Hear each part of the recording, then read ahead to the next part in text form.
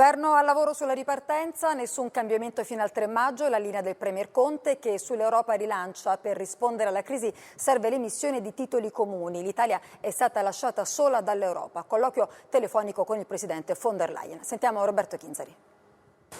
Sarà una ripartenza graduale su base nazionale, ma solo dopo il 3 maggio. Per la fase 2 si stanno elaborando linee guida condivise per gestire in modo uniforme la ripresa delle attività senza pericolose fughe in avanti. Dopo l'ok delle regioni, la cabina di regia torna a riunirsi mercoledì, il giorno dopo, per il Premier, la difficile trattativa del vertice europeo. Oggi colloquio telefonico con la Presidente della Commissione, Ursula von der Leyen. L'Italia è stata lasciata sola, dice in un'intervista alla Süddeutsche Zeitung. L'Europa deve usare tutta la sua potenza di fuoco, servono titoli di debito comune, Eurobond, rilancia, ricordando alla Germania il suo alto surplus commerciale, un freno alla ripresa comune.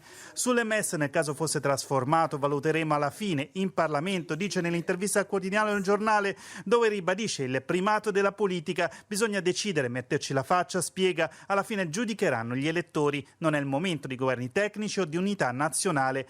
Governo forte ma dialogo aperto con tutti, apprezzato l'atteggiamento costruttivo di Forza Italia. Domani il Consiglio dei Ministri che definirà la nuova finestra temporale per le elezioni regionali e referendum e si lavora al decreto aprile. Nei prossimi giorni, insieme al DEF, sarà formalizzata la richiesta di sforamento del deficit. Sulle